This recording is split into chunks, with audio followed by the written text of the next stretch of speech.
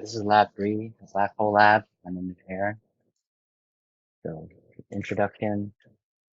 The purpose of the lab, part one was to find the mass of the black hole through the stars that orbit around it, and then part 2 was to find the initial velocity that would allow the ship not to crash or fall into the black hole.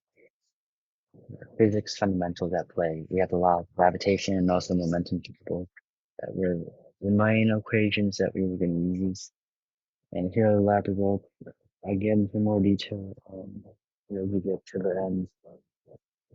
Here are some of the physics principles that are used. Single momentum is the net force times point of time.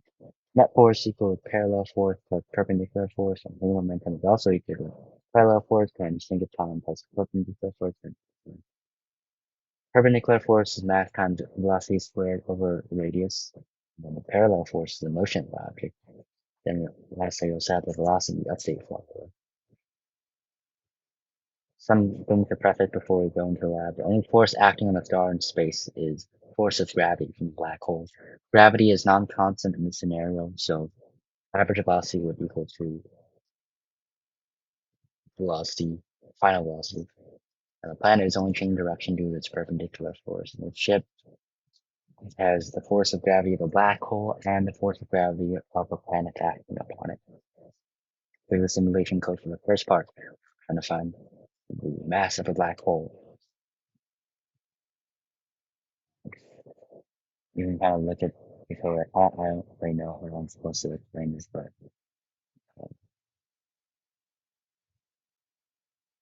basically found the initial and final momentum, or I guess I wrote the code for initial and final momentum vectors, and then started angular velocity. Yeah, just kind of look down it, let me pause it, and then we broke it down into arrows for different vectors. Let's run the simulation to get the mass of a black hole, 1.68855 e to the 34. And then we also have the net force, which is equal to the parallel force plus the perpendicular force, as you can see. Part 2, we're trying to find the initial velocity of the spaceship. This part, I just played around with it a lot. It was kind of guess and check with the ship speed, with the x and y component.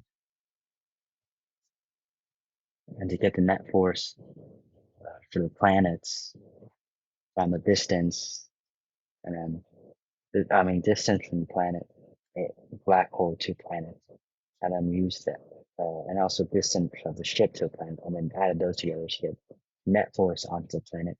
And it's the same concept for the ship, except you flip it so that you go find the distance of the black hole in the ship versus the planet in the ship, and you add those together and you get the ship. You use the velocity and position update formula to find the initial velocity, or not the,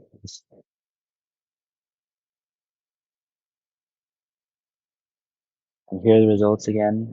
Initial velocity, -0.1306, 8.4106, and to find the distance to the black hole, 1.7 e to the 10. Some sources of error that sort of came from this lab was that the initial velocity was a guess, and it was check, trial, and error to what value would work best. So it might not be completely accurate. So I don't trust this in real life. I also need to run the program longer to get a better average of the black hole mass. To answer some of the questions that was asked in the lab, parallel force acts in the same direction of motion. Perpendicular force is a component of the net force and probably change in direction. Net force is equal to change of momentum over change of time, and